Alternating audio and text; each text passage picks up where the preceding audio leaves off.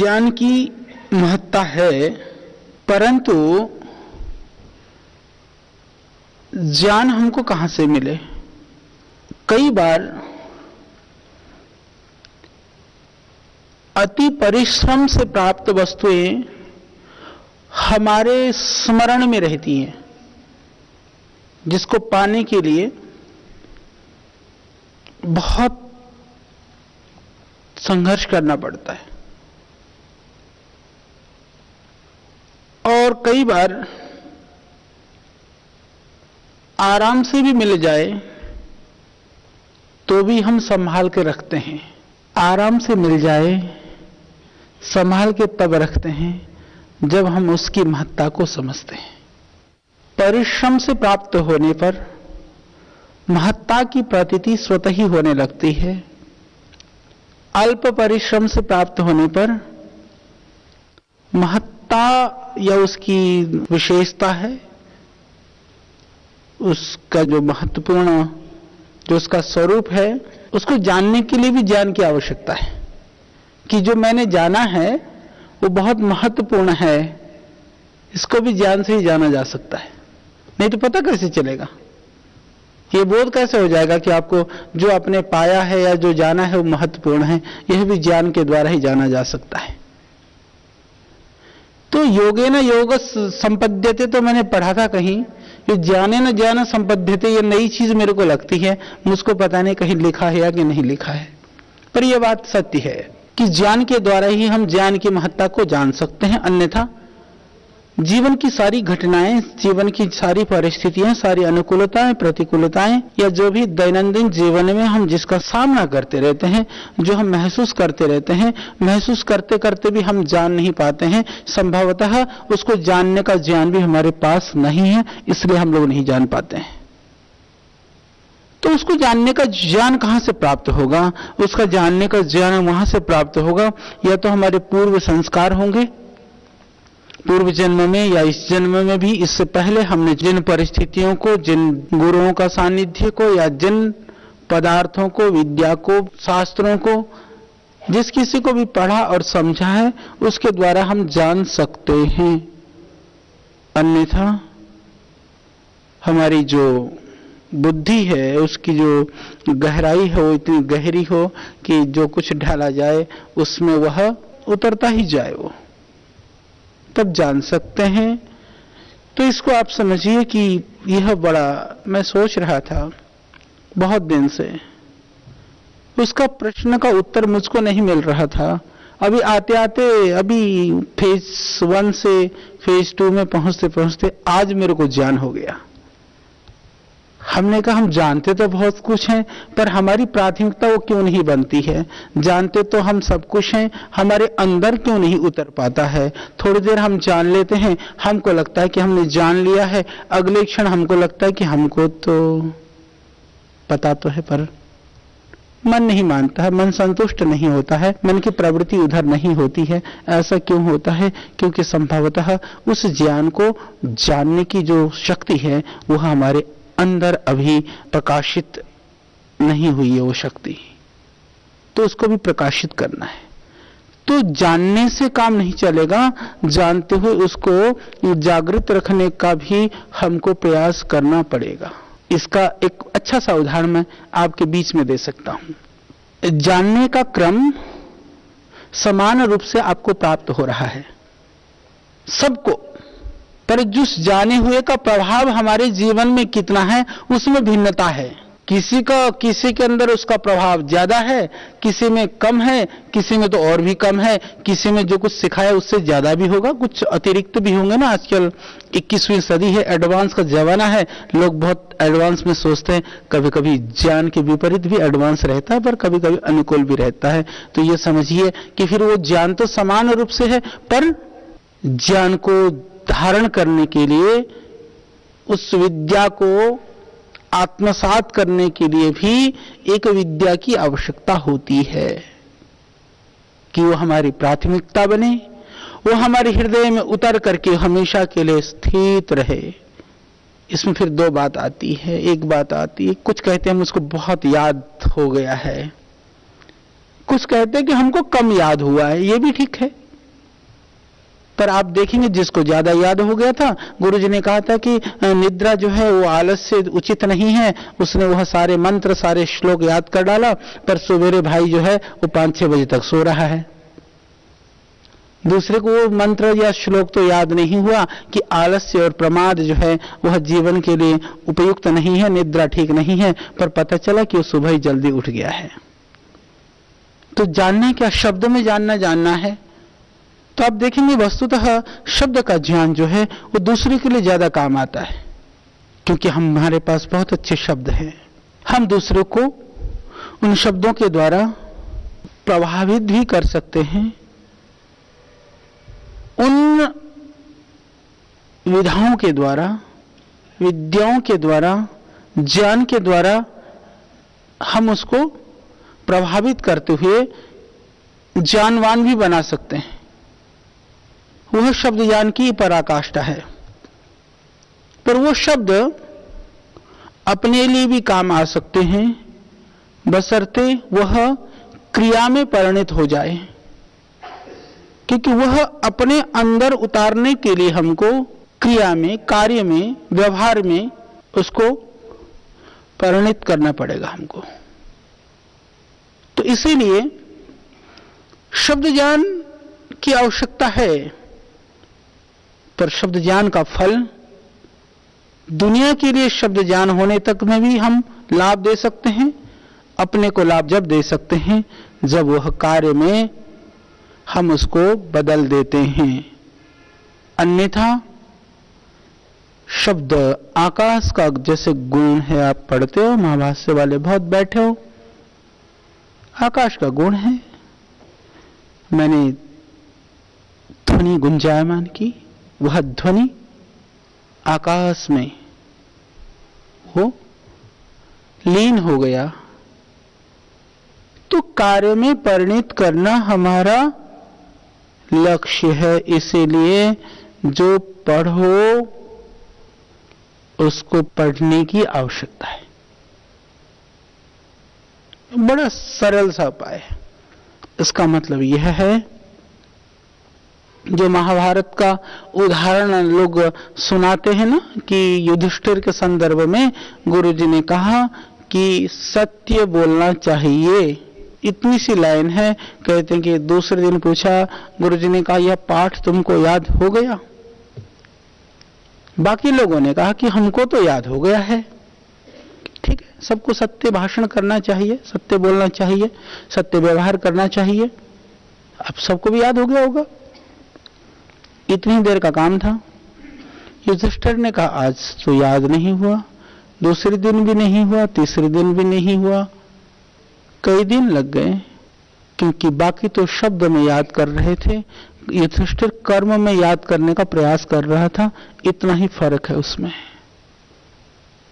तो हमको शब्दों को याद करते हुए जाना है कि कर्म में उतारते हुए चलना है, यह हमको अभी से ही निर्णय करना है।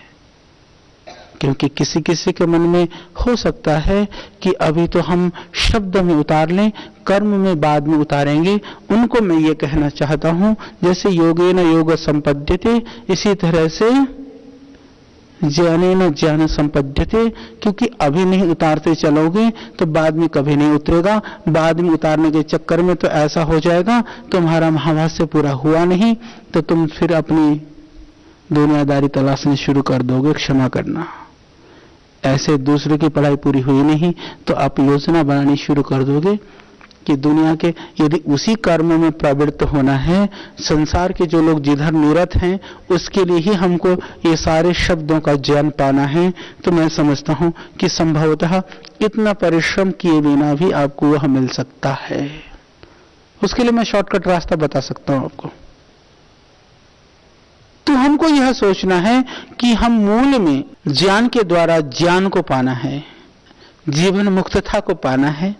जीवन मुक्तता का अर्थ यहाँ पर दो तरह से हो सकता है, क्योंकि मैं उसको, किसी ने कहा, कहीं बात आती है ऋषि दयानंद के लिए, तो कहा कि किसी साधु ने कहा, स्वामी दयानंद तू जो है इतना बड़ा योगी, ऐसा वैरागी, ऐसा तपस्वी, मोक्ष में चला जाता, कहाँ मोक्ष सुख को छोड़ छाड़ करके तुम किन दुनिया वालों के चक्कर में पड़ गया है। तो कहते हैं ऋषि दयानंद ने कहा कि मैं इन लोगों को इस दुख के अंधकार में गोते लगाता हुआ, इन कष्टों को सहता हुआ देख करके मोक्ष के लिए मैं प्रयास करूं तो वह मेरे लिए उचित नहीं है। ऐसा कुछ शब्द ऋषि दयानंद ने कहा। ऐसा ही कुछ स्वामी विवेकानंद के लिए भी बातें आती हैं। तो मैं भी ऐसा ही सोचता हूं कि मोक्ष का तात्पर्य यह है कि एक तो मोक्ष वो है जो अपने आप अत्यंत दुखों की निवृत्ति के जीवन में जिए। दूसरा मोक्ष यह है कि उस दुख की निवृत्ति के लिए हम बहुत सारे जीवन में से उस दुख की निवृत्ति करा सकें, इसके लिए हम प्रयास करें। दोनों ही प्रयास हमको चलना चाहिए। कभी कभी दूसरे के फेर में आदमी को अपने को भुला देता है, वह उचित नहीं है। तो कहीं अपने चक्कर में सबको भुलाना भी ठीक नहीं है। बैलेंस होना चाहिए। हमको दोनों को एक साथ साथ लेकर के चलना है। तो जीवन में जो घटित होना है, जो हमको करना है, वह अभी भी हमको हमारे जीवन में दिखनी चाहिए और दिखाते हुए हमको आगे बढ़ना चाहिए। क्योंकि आज का जो प्रकरण है सत्यार्थ प्रकाश में मैं देख रहा था, क्योंकि आप लोगों को स्वाध्याय कराने के बहाने से मुझको भी पढ़ने का मौका मिलता है। यूं तो पढ़ने के लिए मौका मिलता नहीं है। आज भी अभी आना था तो 10 मिनट मुझको मिले थे। हमने सुना कि बड़े बड़े प्रोफेसर एक ही विषय को पढ़ाते पढ़ाते पर जब क्लास लेने जाते हैं तो पढ़ करके जाते हैं। पर हम तो ऐसे प्रोफेसर हैं जिस विषय को पढ़ाई नहीं करी ज्यादा, पर आते समय 10 मिनट में हम काम चला लेते हैं 2-3 घंटे का। तो बाकी जो है फिर भी हमारा प्रयास ये रहता है, क्योंकि मैंने इसको आधार बना करके जो चीज मैं जानता हूं आपको पता है, क्योंकि हमारा प्रयास ये तो बहाना है, क्योंकि इसी बहाने से हम आपसे मिल पाते हैं। नहीं तो यूं भी महीनों गुजर जाते हैं, पता नहीं चलता है ना। यूं जिंदगी भी कहानी सी बन जाती है और कहानी सी रह जाती है। शक्ल देखो तो यूं लगने लगता है कि कभी तो देखा था, शायद कहीं जाने पहचाने से है। तो इसीलिए मैं अभी लगा हूं कि मैं भूलूं नहीं, आप लोगों को शक्ल देखता रहूं, थोड़ी थोड़ी सी पहचान आपकी और हमारी बनी रहे।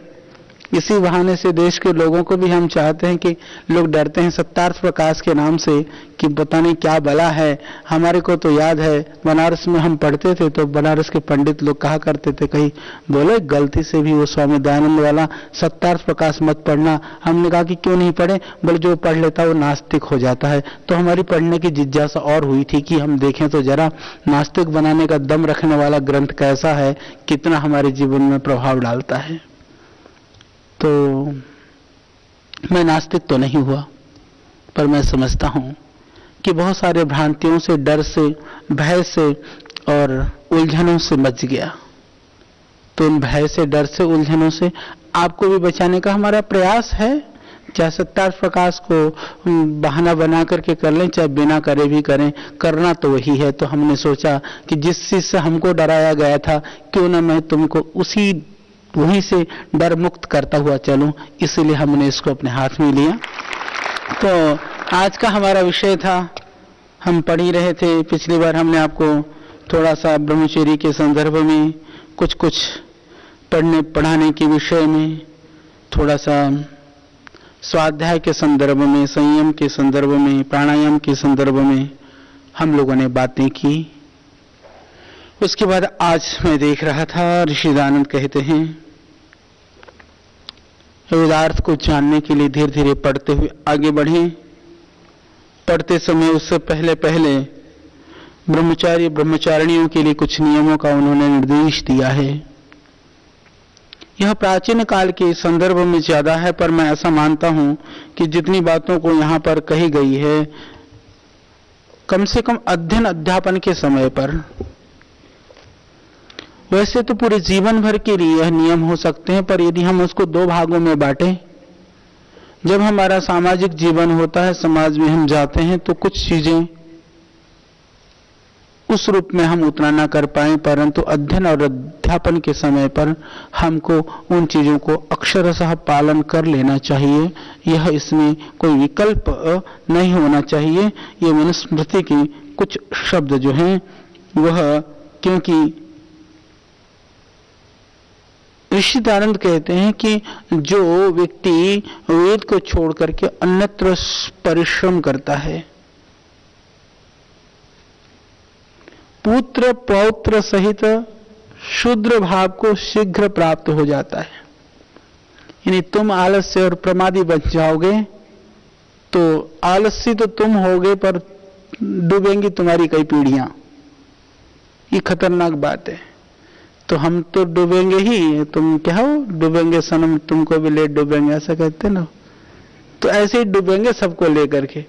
इसलिए हमको डूबने से बचना है जिससे कि हम बाकी को भी डूबने से बचा सके। तो इसके बाद में ऋषि दयानंद कहते हैं कि गुरुजन अपने शिष्यों को कैसे उपदेश करें। आप सब क्योंकि गुरु बनने वाले हैं, थोड़े दिन में तो बनेंगे, कुछ वर्ष में बनेंगे, कभी तो बनेंगे ही। तो सबको गुरु बनना है। गुरु बनना तो अच्छा लगता है, पर चेला बनना बहुत कठिन काम है। गुरुजी ने पूछा कि बेटे ये बताओ ये कान किस काम आते हैं। उसने कहा गुरुजी मेरे तो सुनने के काम आते पर आपके खींचने के काम आते हैं। तो गुरुजी का जो काम है वो थोड़ा सा अलग होता है, पर मैं ऐसा गुरुजी नहीं हूं। मैं तो तुम लोगों के बीच में, आप सबके बीच में आपका ही पार्ट बन करके मैं प्रयास करता हूं कि आपको अपनी बातें बताऊं, क्योंकि पूरा यह देश, यह संसार, यह सृष्टि, इस दुनिया में रहने वाले प्रत्येक जीवात्मा, यह जो है ना, यह चक्र है, यह अनवरत चला रहता है। मुझको याद है जब हम लोग गुरुकुल में भी पढ़ते थे, तो गुरुकुल में क्या है कि नियम वहां पर ऐसा होता था, अध्यापक कम होते थे तो बड़े विद्यार्थी छोटे विद्यार्थी को पढ़ाते थे। तो एक दो बड़े जो थे, हम लोग जब थे छोटे विद्यार्थी थे तो बड़े वाले आते थे, तो एक दो की आदत होती थी, बड़ी पिटाई करते थे, मार बहुत पड़ती थी। मुझको तो कम पड़ती थी पर कईयों को पड़ती थी। तो जब पिटाई होती थी तो एक दो लड़के बाद में कहते थे, बोले आज हमारी ये पिटाई कर रहे हैं ना, जब हम बड़े हो जाएंगे तो हम उनकी पिटाई करेंगे। तो मैं कहता था उनकी पिटाई कब करेगा? बोले नहीं, अगले जन्म में वो छोटे बच्चे होंगे ना, हम तब बड़े होंगे। मैं कहता बुढ़ा हो जाएगा जब वो बच्चे होंगे। तो मैंने कहा वो फिर लाने के लिए तो कई जन्म के बाद वो मौका मिलेगा तो उनको पिटाई करने की भी।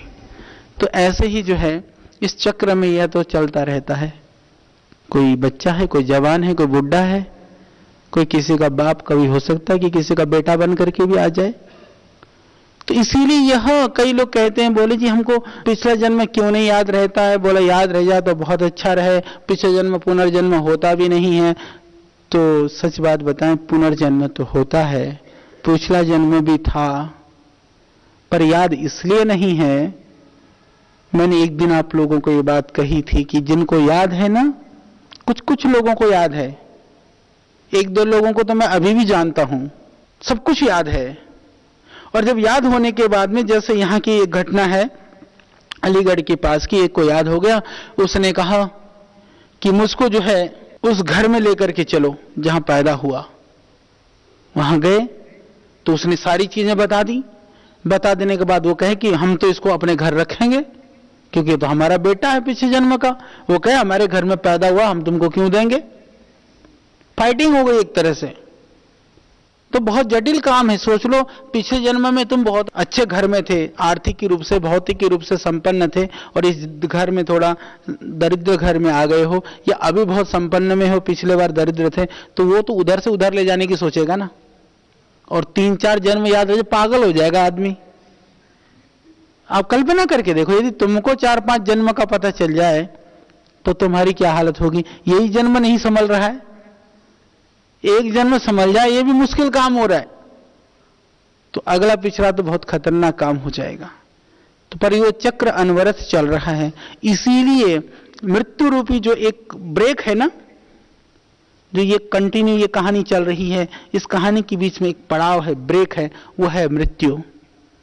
इसलिए विद्वान लोग नहीं डरते हैं। इसलिए मैं आप लोगों को भी कहता हूं, जिस रास्ते पे तुम चल रहे हो ना, तुम यदि बहुत छोटे दिमाग से सोचोगे तो तुमको बहुत लंबा सा लगने लगेगा यह जीवन। यदि उसको बहुत बड़े स्तर से सोचोगे तो बहुत छोटा सा लगने लगेगा, क्योंकि ये छोटे से पड़ाव का छोटा सा क्षण ये पूरा जीवन को, जैसे कहते हैं ना, वो ब्रह्मरात्रि ब्रह्म दिवस की बात मैंने कहीं सुनी थी, कई सृष्टि और प्रलय के बराबर एक ब्रह्मरात्रि और ब्रह्म दिन होता है। तो उसी तरह से सोचो ना, एक चींटी के लिए एक दिन भी न जाने वो कितने, पता नहीं दिन में कितनी बार सोती है और कितनी बार जगती है, तो मुझको नहीं पता, पर उसके लिए तो क्योंकि उसका जीवन ही मुश्किल से, मान ली एक मक्खी 30-35 दिन जीती हो, तो उसके लिए तो एक दिन भी बड़ा नहीं, उसके लिए तो वर्ष होगा। तो हमको उस तुलना में, उस दृष्टि में यदि हम व्यापकता से देखेंगे तो कुछ बहुत भयानक नहीं लगेगा।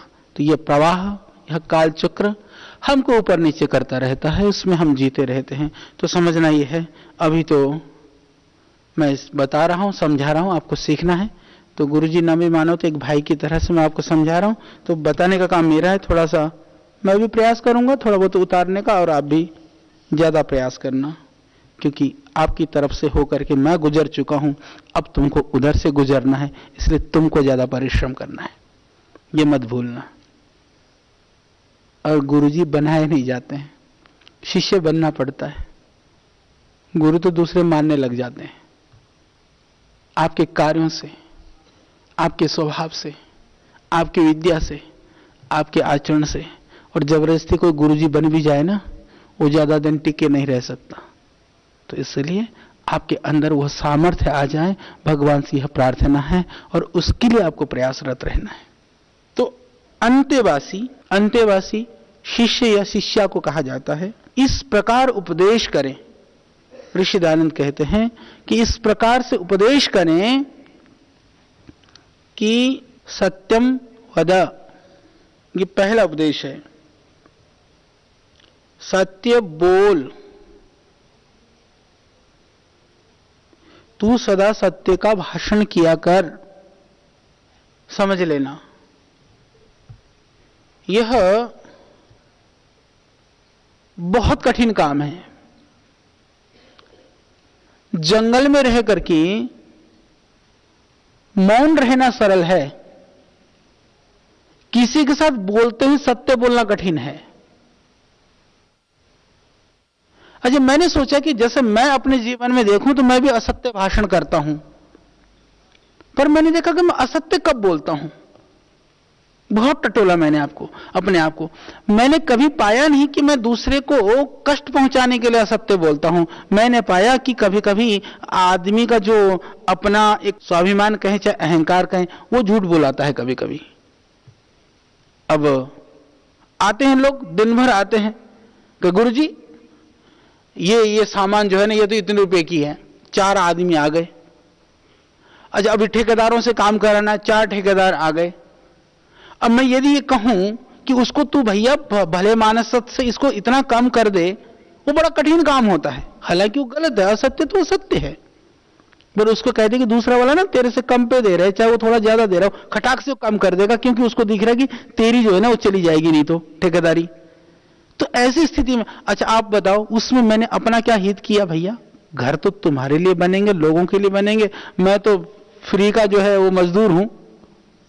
पर वहां पर संस्था का हित हो जाता है, तो वो शायद वो जो फार्मूला लगाया गया है ना कि वो गाय जा रही हो, कसाई जा रहा हो, हालांकि हर चीज का रास्ते निकाल रखे लोगों ने, पर फिर भी हमको सोचना है कहीं हम अपनी आत्ममुग्धता के लिए अपनी मिथ्या को सत्य साबित करने में तो नहीं लग रहे हैं। ये जरूर सोच लेना। ये मैं आपको भी सचेत कर रहा हूं और मैं अपने पर भी सोचता हूं, और दुनिया वालों के लिए भी ये हम सबको सोचना है। क्योंकि कभी कभी आत्ममुग्धता के लिए अपने असत्य को व्यक्ति सत्य साबित करता है, दूसरे सत्य को भी वो अर्थापत्ति से असत्य करने का प्रयास करता है। पर हमको प्रयास करना चाहिए। धर्माचरण कर, धर्मम चरा। धर्म क्या है? वो धृति क्षमा वाला तो आपने पढ़ा। धर्म क्या है इसके आगे और लिखा हुआ है, अभी हम आपको संक्षिप्त में बताएंगे। धर्म का जो स्वरूप है उसमें मुख्य स्वरूप तो यही है कि जो आत्मा के अनुकूल है वह धर्म है, जो हम अपने से अपेक्षा नहीं करते हैं, अपनी जिस चीज को हम नहीं चाहते हैं वैसा व्यवहार हम दूसरों से न करें, पर कभी कभी जो हम अपने लिए चाहते हैं ऐसा भी दूसरों के साथ न करें। क्योंकि जो हम विकारी भाव से अपने लिए कुछ चाहते हो तो ऐसा भाव दूसरों से ना करें, यह भी जरूरी है। स्वाध्याय मां प्रमदः, प्रमाद रहित होकर के पढ़ और पढ़ा। यहां स्वाध्याय का अर्थ ऋषिदानंद पढ़ना और पढ़ाना लिख रहे हैं। निश्चित रूप से पढ़ना, पढ़ाना, सीखना, सिखाना, जानना, जनाना, अपने आप को अच्छा बना करके दूसरों को अच्छा बनाना, यह सब कुछ तो स्वाध्याय का ही तो पाठ है। ये तो इसको स्वाध्याय के लिए कहा कि इससे हमको प्रमाद रहित होकर के ऐसा करें, यानी कि हमको ऐसे कार्यों के लिए प्रमाद नहीं करना चाहिए। मां प्रमदः आचार्याय प्रियम धनमाहृत्य प्रजातंतुम मां एवच्छेत्सि, यानी पूर्ण ब्रह्मचर्य से समस्त विद्याओं के ग्रहण और आचार्य के लिए प्रिय धन देकर विवाह करके संतान उत्पत्ति कर। यह लाइन जिनको अध्ययन के बाद गृहस्थ बनना है उनके लिए भी यह मर्यादा है कि धन देकर का अर्थ प्रिय धन देकर। ये ऐसा नहीं कहा कि आचार्य जी को प्रियम धनम आहृत्य, कि गुरु जी को जो प्रिय हो ऐसा धन दे करके। अगोवी गुरु जी को तो प्रिय तुम्हारा जीवन ही है, वो जीवन धन ही देना पड़ेगा। ऐसा नहीं कहा कि पदार्थ का धन दे दे। आप लोगों ने ऋषिदानंद का जीवन चरित्र पढ़ा हो, जब उन्होंने विद्या ग्रहण किया,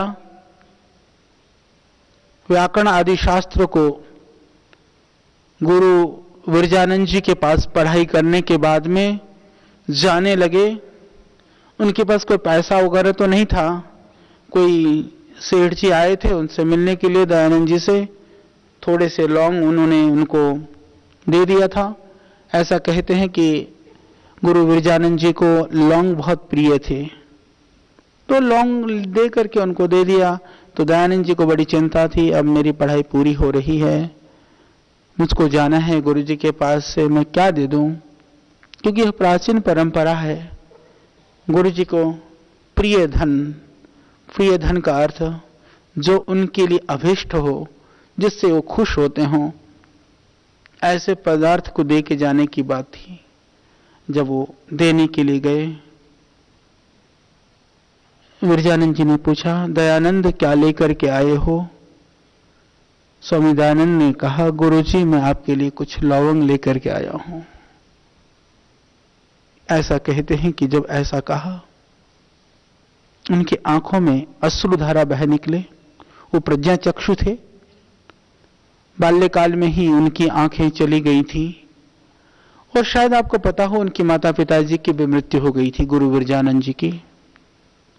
और भाभी ने उनको बहुत प्रताड़ित किया था, बहुत सताया था, सता करके घर से भगा दिया। एक छोटा सा बालक 5-6 साल की आयु में, अंधा बालक घर से निकल गया। वो कहां कहां भटका होगा, कल्पना करके देखो। तुमको तो बिल्कुल भगवान ने आंख भी दी, विद्या भी दी, बुद्धि भी दी, पढ़ाई लिखाई भी कर ली, और ठाठ वाठ युवक युवतियां एकदम फैंटास्टिक होकर के फैंटास्टिक जगह पर हो, खूब खाने को माल मिले और रहने को जगह और पहनने को कपड़े, और देखो क्या बढ़िया बढ़िया शॉल और टॉप टनाटन है, वो तो मेरे पास भी नहीं है। तो वो निकल गया। आप सोचो हो कैसी स्थिति में वो रहा होगा, कहां गया होगा, कैसे उसने विद्या को पाई होगी। उसके बाद में भी वो अध्ययन अध्यापन में लगे रहे। उनके हृदय में एक दर्द, पीड़ा कि दयानंद वो तलाश कर रहे थे।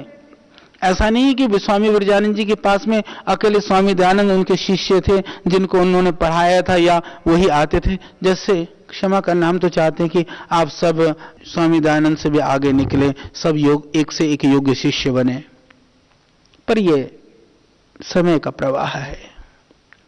शायद भगवान जो काम जिससे कराना चाहते हैं, कुछ यह पता नहीं निश्चित होता है, यह एक संयोग बनता है, हमको नहीं पता। क्योंकि वह लक्षण स्वामी विरजानंद जी दयानंद जी के अंदर देख रहे थे। उनके मन में कभी कभी गुरुजन बहुत आशान्वित होते हैं हमको लेकर के, बहुत आशावान होते हैं कि यह शिष्य हमारे लिए न जाने कुछ करेगा। हमारे लिए अर्थ, उनके लिए नहीं। वो ये नहीं चाहते कि आप बैठ करके उनके पैर दबाइए, गुरुजी उनकी सेवा शुश्रूषा करिए, रोटी पका के खिलाइए। वह नहीं, हमारे लिए करेगा। यानी जो हमारी सोच है, जैसा वह देश को देखना चाहते हैं, जैसी वह इस संस्कृति धरा को, जैसे इस आध्यात्मिक मूल्य को देखना चाहते हैं, ऐसा कुछ करेगा।